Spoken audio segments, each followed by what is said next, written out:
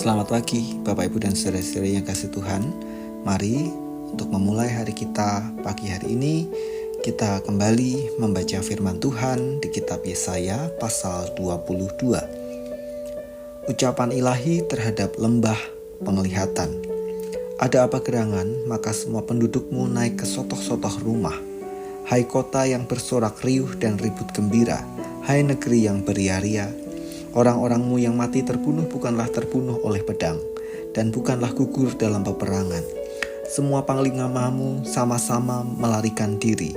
Mereka tertawan tanpa tembakan panah. Semua orang-orang kuatmu sama-sama tertawan, biarpun mereka sudah lari jauh-jauh. Sebab itu aku berkata, buanglah mukamu terhadap aku, biarkanlah aku menangis dalam kepahitan. Janganlah mendesak aku supaya aku terhibur, mengenai kebinasaan putri bangsaku. Sebab Tuhan semesta alam telah menentukan suatu hari. Ia akan menggemparkan, menginjak-injak dan mengacaukan orang. Di lembah penglihatan tembok akan dirombak, dan teriakan minta tolong sampai ke puncak gunung. Elam telah memasang tabung panah. Aram datang dengan pasukan berkereta dan berkuda, dan Kir membuka sarung perisai. Maka lembah-lembahmu yang paling indah penuh dengan kereta, dan pasukan berkuda berbaris di hadapan pintu gerbang, dan Yehuda kehilangan perlindungan. Pada waktu itu engkau memandang kepada perlengkapan senjata di gedung hutan. Kamu melihat bahwa memang sudah banyak sekali retak-retak tembok kota Daud, dan kamu mengumpulkan air kolam bawah. Kamu menghitung rumah-rumah di Yerusalem, dan kamu merobohkan rumah-rumah untuk meneguhkan tembok. Kamu membuat tempat pengumpulan air di antara kedua tembok itu untuk menampung air dari kolam yang lama. Tetapi kamu tidak memandang kepada Dia yang membuatnya, dan tidak melihat kepada Dia yang telah sejak dahulu membentuknya. Pada waktu itu Tuhan semesta alam menyuruh orang menangis dan meratap dengan menggundul kepala dan melilitkan kain kapung. Tetapi lihat, di tengah-tengah mereka ada kegirangan dan sukacita, membantai lembu dan menyembelih domba, makan daging dan minum anggur sambil berseru, marilah kita makan dan minum, sebab besok kita mati. Tetapi Tuhan semesta alam menyatakan diri dan berfirman kepadaku, sungguh, kesalahanmu ini tidak akan diampuni sampai kamu mati. Firman Tuhan semesta alam. Beginilah firman Tuhan semesta alam. Mari, pergilah kepada kepala istana ini, kepada Sebna yang mengurus istana, dan katakan, ada apamu dan siapamu di sini, maka engkau menggali kubur bagimu di sini, hai yang menggali kuburnya di tempat tinggi, yang memahat kediaman baginya di bukit batu. Sesungguhnya Tuhan akan melontarkan engkau jauh-jauh, hai orang. Ia akan memegang engkau dengan kuat-kuat, dan menggulung engkau keras-keras menjadi suatu gulungan, dan menggulingkan engkau seperti bola ke tanah yang luas. Disitulah engkau akan mati, dan disitulah akan tinggal kereta-kereta kemuliaanmu, hai engkau yang memalukan keluarga tuanmu.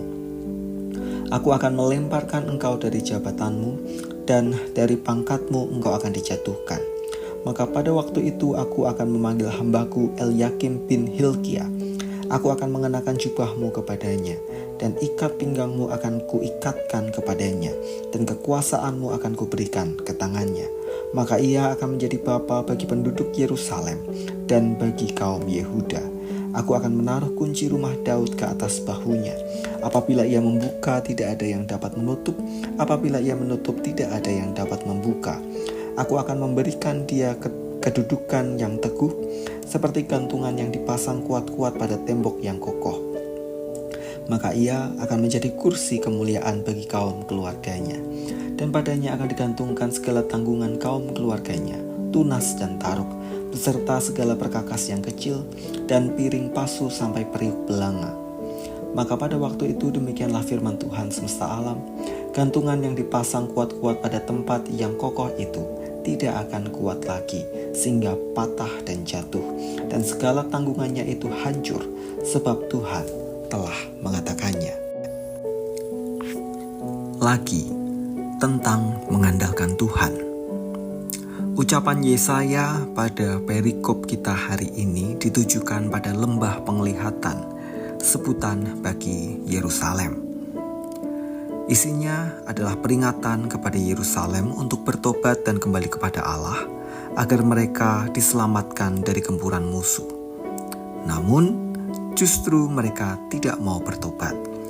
Mereka malah bergantung kepada kecerdikan mereka sendiri dengan menyusun strategi dan menguatkan persenjataan, serta memaksimalkan pasukan berkuda.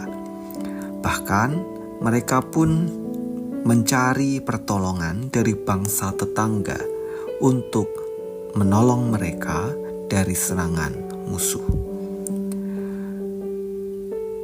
Para pemimpin bangsa pada waktu itu dengan kekuasaan dan kekuatan mereka mencoba memperbaiki tembok-tembok kota yang sudah rusak. Mereka pun mulai menambahkan cadangan air dan mengumpulkan persenjataan untuk melawan musuh.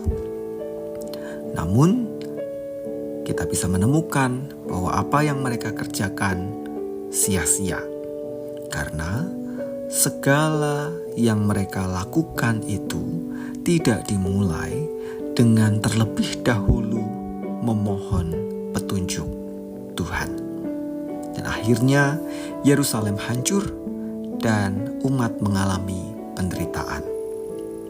Di perikop selanjutnya kita menemukan nama Shebna yang adalah pelayan pengadilan tinggi. Demi jabatan dan kekayaannya, ia rela bekerja sama dengan bangsa asing. Ia mengabaikan teguran Yesaya, sehingga Allah pun bernubuat akan menghukum Shebna dan mencopot ia dari jabatannya, sehingga ia dipermalukan. Kemudian Allah akan mengangkat Elyakim untuk menggantikan kedudukan Shebna. Allah akan meneguhkan kedudukan itu, bahkan Elyakim pun akan menjadi orang yang berpengaruh di Israel. Keputusan Elyakim akan berlaku baik dalam perkara yang besar maupun perkara-perkara kecil. Namun, kondisi itu tidak akan berlangsung lama, karena pada waktunya nanti Elyakim pun akan berubah setia kepada Allah, sehingga ia juga akan mengalami kejatuhan. Bapak, Ibu, dan saudara kasih Tuhan, dari dua perikop kita di atas, kita bisa belajar bahwa tentang mengandalkan Tuhan itu berarti menjadikan Tuhan sebagai pertolongan pertama dan utama saat menghadapi tantangan atau peristiwa yang berat. Dalam bacaan kita melihat Tuhan menegur umatnya karena mereka hanya mengandalkan pikiran dan strategi yang mereka buat sendiri tanpa meminta petunjuk atau perkenanan Tuhan. Maka pada akhirnya semua sia-sia. Kemudian kita bisa menemukan bahwa kesetiaan pada Tuhan diwujudkan dengan tunduk pada otoritas Tuhan dalam kepemimpinannya. Tuhan memimpin umatnya di dalam kebenaran firman-Nya. Jika kita mengabaikan kebenaran hanya karena untuk memenuhkan keinginan atau nafsu kita sendiri, pasti Tuhan akan gagalkan.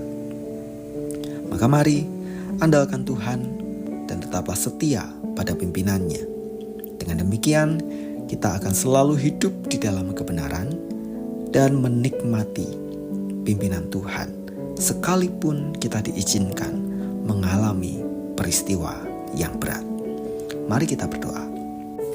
Tolonglah kami Tuhan, agar kami boleh senantiasa mengandalkan Engkau di setiap langkah kehidupan kami dan menjadikan Engkau sebagai Allah yang memimpin kami, menolong kami, dan terus kami rindukan penyertaan, ketetapan, dan pimpinan-Mu.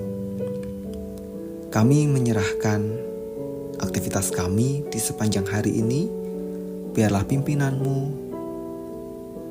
mengiring kami untuk senantiasa hidup sesuai dengan rencana dan kehendak-Mu. Di dalam nama Tuhan kami Yesus Kristus kami mohon.